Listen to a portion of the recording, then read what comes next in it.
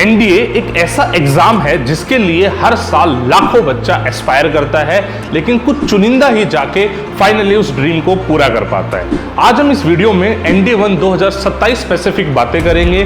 कब ये एग्जाम के फॉर्म निकलेंगे, कैसे तैयारी करनी है, बॉयज एंड गर्ल्स के लिए क्या स्ट्रेटेजी, रिटन एसएसबी के लिए क्या, बेसिकली कंप्लीट रोड मैप मैं इस वीडियो में आपको देने जा रहा हूं। प्लीज एक एक पॉइंट को ध्यान से सुनिएगा और हो सके तो अपने साथ पेंसिल और कॉपी लेके बैठिए ताकि आप जो इंपॉर्टेंट चीजें हैं उनको नोट डाउन करते रहे। राइट, तो भैया एनडीए 1 2027 का जो पेपर है ना, ये 11 अप्रैल 2027 को होने वाला है। बेसिकली संडेज को होता है मिड में, तो इस बार 11 अप्रैल 2027 को है और यूपीएससी इसकी ऑफिशियल अनाउंसमेंट कर चुका है। जो इसके फॉर्म भरे जाएंगे यानी नोटिफिकेशन जब आउट होगी तो वो 2 दिसंबर को होगी। 20 दिन का टाइम मिलेगा और 22 दिसंबर तक आपको फॉर्म भरने होंगे। जब ये फॉर्म निकलेंगे तो मैं अलग से एक वीडियो बनाऊंगा जिसमें मैं ये बताऊंगा कि भैया फॉर्म कैसे भरना, उसकी टेंशन आपको नहीं लेनी है। तो मोटा मोटा मैं बात करूं कि आज से अप्रोक्सीमेटली 8 से 9 महीने का टाइम है, तो उसी हिसाब से हमें अपना रोड मैप भी डिजाइन करना पड़ेगा। बच्चों की बहुत डिमांड थी, इसलिए हमने एनडीए 1 2027 के लिए एक स्पेसिफिक बैच भी लॉन्च कर दिया है जिसका नाम है अभिमन्यु बैच। हिंदी मीडियम का अलग है, इंग्लिश मीडियम का अलग है, दोनों में हम जिस तरीके से पढ़ा रहे हैं मैं उसी चीजों को इस वीडियो में भी डिस्कस करने वाला हूं ताकि आप भी अपनी प्रिपरेशन उस हिसाब से कर सके।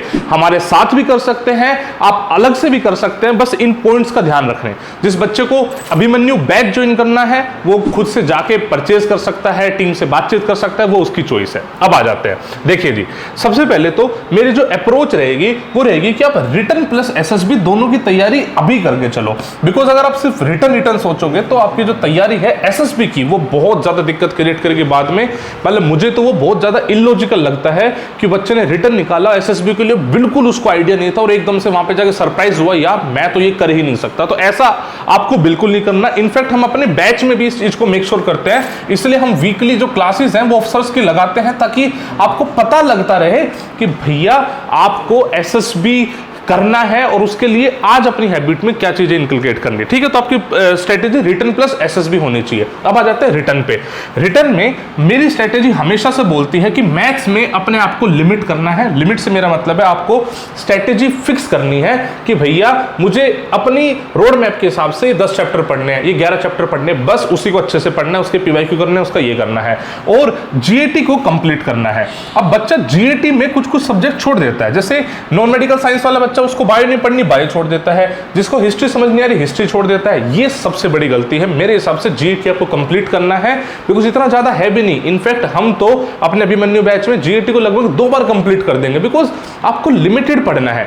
मैं सब्जेक्ट छोड़ने के लिए मना करता हूं, लेकिन ये नहीं कि उस सब्जेक्ट को बहुत डेप्थ में पढ़ना है, आपको बहुत ही कंसाइज मैनर में एनडीए पैटर्न के हिसाब से पढ़ना है। क्लियर होगी बात? तो ये ऐसा करना है। अच्छा, इसमें भी एक काम करते हैं ना, मैथ्स में थोड़े से इंपॉर्टेंट चैप्टर बता देता हूं अपने हिसाब से, बाकी आप अपने हिसाब से चीजें चेंज भी कर सकते हो। जैसे मैथमेटिक्स के मैंने इंपॉर्टेंट चैप्टर की लिस्ट दी है। मैट्रिक्स एंड डिटरमिनेंट एक ऐसा चैप्टर है, आपकी मैथमेटिक्स से कितनी भी वीक है, कितनी स्ट्रॉन्ग है, ये चैप्टर इंडिपेंडेंट है और अप्रोक्सीमेटली 12 से 15 क्वेश्चन कैरी करता है, तो ये चैप्टर आपको कर लेना चाहिए। दूसरा, ट्रिग्नोमेट्री से लोग डरते हैं, यार ट्रिग्नोमेट्री की इतना बड़ा सिलेबस है, 5 चैप्टर। अरे भैया, सिर्फ ट्रिग्नोमेट्री, रेशियो एंड आइडेंटिटी आपको 8 से 10 क्वेश्चन का सिलेबस कवर करके देता है। अगर आपके पास टाइम बच जाता है तो ट्रिग्नोमेट्रिक इक्वेशंस भी कर सकते हो, वो भी अच्छा चैप्टर है। तीसरा, आप कैलकुलस से बच्चा डरता है, अरे कैलकुलस पूरी मत कर, तू लिमिट्स कर ले, एओडी कर ले, फंक्शन कर ले, इससे भी अप्रोक्सीमेटली 10 से 12 क्वेश्चन आ जाएंगे। क्लियर है? कॉम्प्लेक्स नंबर क्वाड्रेटिक इक्वेशन आसान चैप्टर है, 8 से 10 क्वेश्चन आ जाएंगे। वेक्टर 3D, इससे भी मिलके तू 5 से 8 क्वेश्चन आ जाएंगे। प्रोबेबिलिटी, स्टैट्स, पीएनसी, मैं हमेशा बोलता हूं करो तो इन तीनों को इकट्ठा करना, इसको मिला के अप्रोक्सीमेटली 25 से 28 क्वेश्चन आ जाएंगे। अच्छा, मैं ये नहीं कह रहा सिर्फ यही चैप्टर करने हैं, आप इसके अलावा और भी कर सकते हो, बट अगर इतना कोई कैलकुलेट करोगे 25 5 30 38 48 और भैया 20, आप देख रहे हो भैया यही 60-70 क्वेश्चन हो गए, और क्या चाहिए? अब 1-2 चैप्टर अपने हिसाब से और ऐड कर लो तो और हो जाएगा।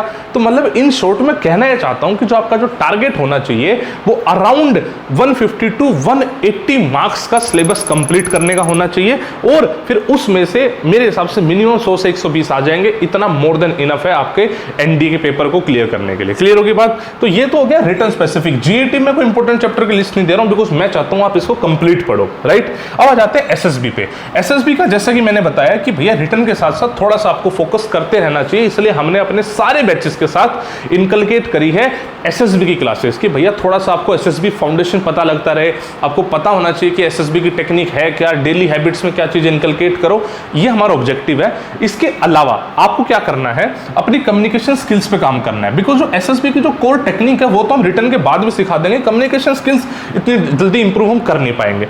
इसके अलावा जब मौका मिले स्पोर्ट्स खेलो, डिबेट से पार्टिसिपेट करो, जीडी में पार्टिसिपेट करो, इससे ना आपकी पर्सनैलिटी के सारे एस्पेक्ट्स निखर कर आएंगे। भाई है क्या ना, वो पर्सनैलिटी एक दिन में बिल्ड नहीं हो सकती जो हम बोलते हैं ऑफिसर लाइक क्वालिटीज आ जाए, नहीं। जहां मौका मिले वहां पार्टिसिपेट करो, अपने आसपास स्कूल में कॉलेज में जहां भी मौका मिले डू पार्टिसिपेट, ताकि आपकी कम्युनिकेशन स्किल्स बेटर हो सके, पर्सनैलिटी के सारे एस्पेक्ट्स अच्छे निकल के आ सके।